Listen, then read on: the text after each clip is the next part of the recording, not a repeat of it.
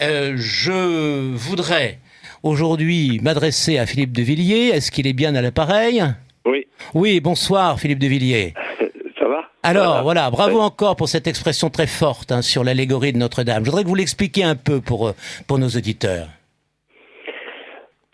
Moi, ce que je peux vous dire, c'est ce que j'ai vécu, puisque j'ai passé une nuit blanche, comme beaucoup de Français, une nuit sans sommeil, une nuit tragique, et je l'ai vécu comme une nuit allégorique, en deux temps. Le temps du désespoir, quand on a vu les flammes, le ciel assombri par les nuages de soufre,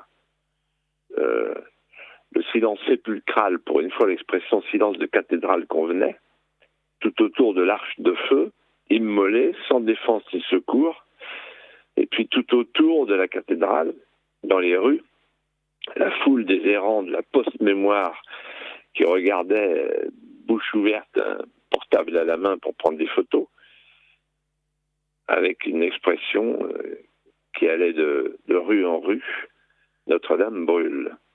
Et alors on a vu arriver des petites nacelles, comme des coquilles de noix face à la mer de feu, les lances dérisoires, trop courtes, on aurait dit des seaux d'eau du Moyen-Âge, et on a compris que la bataille était perdue d'avance, puisqu'on voyait les flammes grandir, et alors à un moment donné, au moment du 20h, le sacro-saint 20h, par une coïncidence d'une cruauté démoniaque, juste à la prise d'antenne du 20h, la fameuse flèche gracile de Viollet-le-Duc, où rien ne retenait l'envol de l'âme, a cédé au bûcher qui l'embrasait.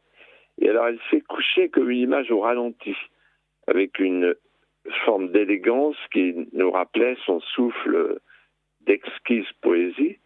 La flèche de feu, en fait, nous transperçait le cœur.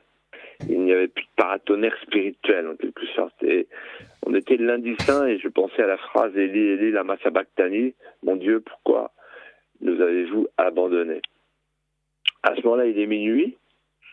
Je suis frappé par une chose, c'est que depuis les quatre horizons, les larmes coulent sur toutes les joues françaises, les plus viriles, les plus laïques.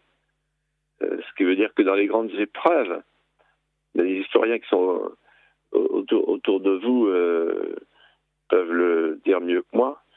Dans les grandes épreuves, la France retourne à ses enfances, retourne à Notre-Dame. La cathédrale va disparaître. On veut lui tenir la main pour l'agonie. Elle a toujours été ainsi. En 40, j'avais lu que Paul Reynaud, le 10 mai 40, quand le pays roule à l'abîme, se dirige vers Notre-Dame en s'écriant « S'il faut un miracle, alors je crois au miracle. » Voilà. Et donc là, on nous dit, voilà, le ciel se charge, il a mauvaise haleine, la couronne d'épines est sans doute perdue, le grand orgue, si fragile, se sera disloqué dans les poutres calcinées, les tours sont attaquées, elles ne résisteront pas. La cathédrale va s'effondrer sur elle-même, on attend l'effondrement.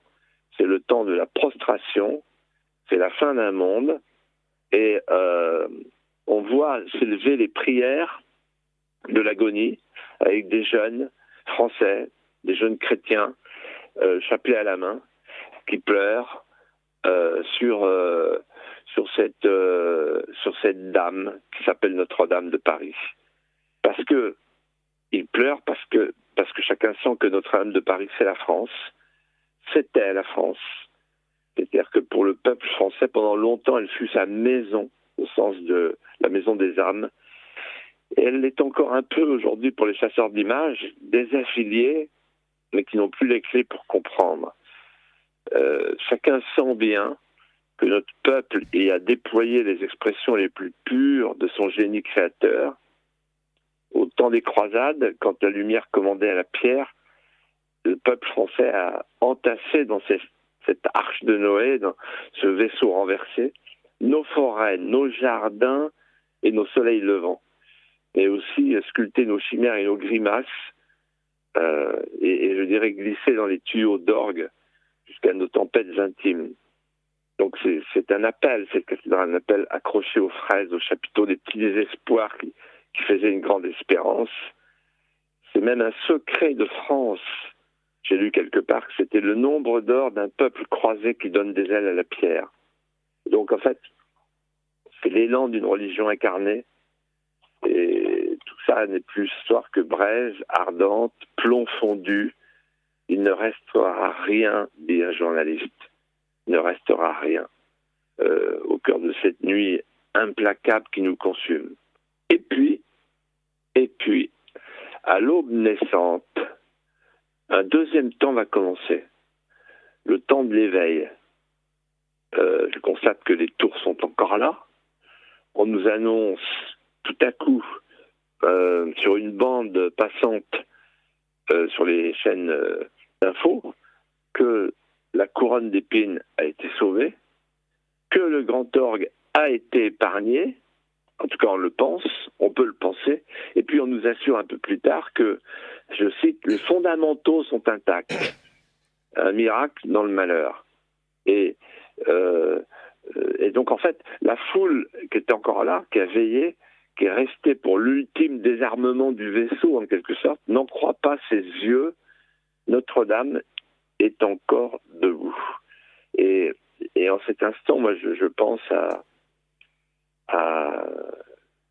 aux fumées vaincues par les soldats du feu, qui ont escaladé les tours, là. On les voit comme Quasimodo, au risque de leur vie.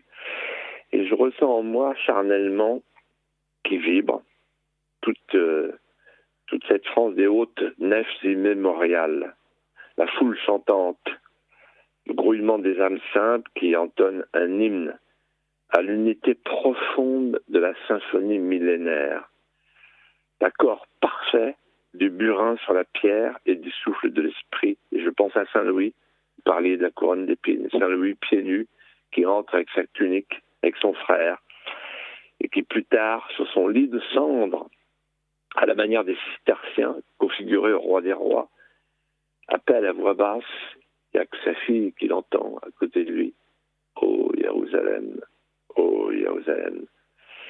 Et en fait, cette prière, ô Jérusalem, on ne sait pas si c'est la Jérusalem céleste ou la Jérusalem terrestre, fait que cette œuvre vive n'est pas morte. Dans les rues, dans les campagnes, court partout le même appel, nous sommes tous des bâtisseurs. D'ailleurs, nous allons reprendre la main de ces chevaliers tailleurs qui ont adoubé la pierre, qui l'ont anobli, qui l'ont spiritualisé.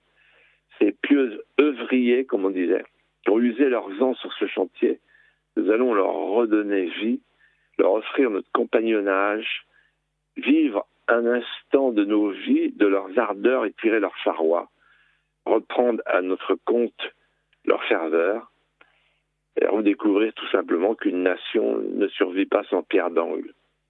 Et c'est en ça que je dis que ce fut une nuit allégorique, parce que Notre-Dame nous a envoyé un premier signe.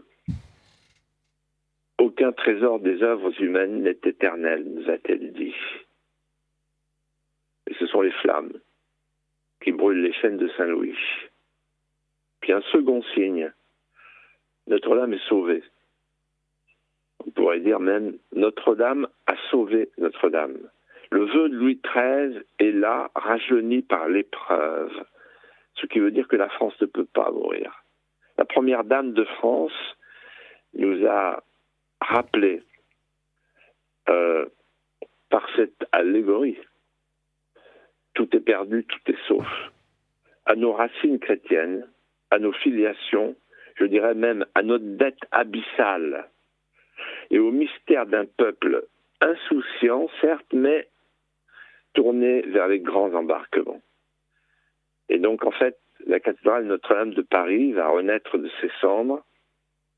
C'est une belle allégorie française que nous avons vécue.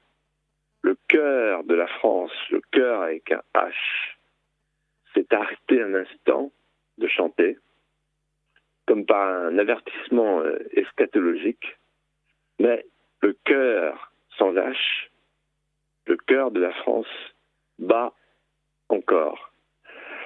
Il bat dans le cœur des nouveaux bâtisseurs de Notre-Dame. Quelque chose s'est passé lors de cette nuit allégorique. On ne parle plus d'interdire les crèches dans les lieux publics. On ne parle plus plus de la laïcité, du laïcisme, de la séparation du temporel, du spirituel. Tout à coup, on a redécouvert que le fond de chrétienté qui a tapissé la France, on a fait une nation singulière dans l'histoire de l'humanité, et qu'elle était la fille aînée non seulement de l'Église, mais de toute forme d'humanité et de toute forme de civilisation. Et je pense que plus rien n'est comme avant. Et qu'il a fallu ce drame de la négligence, pour le moins, pour que des consciences se réveillent, et notamment dans les nouvelles générations qui ont appris à cet instant le mot de Valérie: les civilisations doivent savoir qu'elles sont mortelles. Pardon, j'étais un peu long, mais j'avais envie de vous dire tout ça. Non, mais Philippe de Villiers, je pense que les auditeurs de Radio Courtoisie ont bu vos paroles parce qu'elles étaient...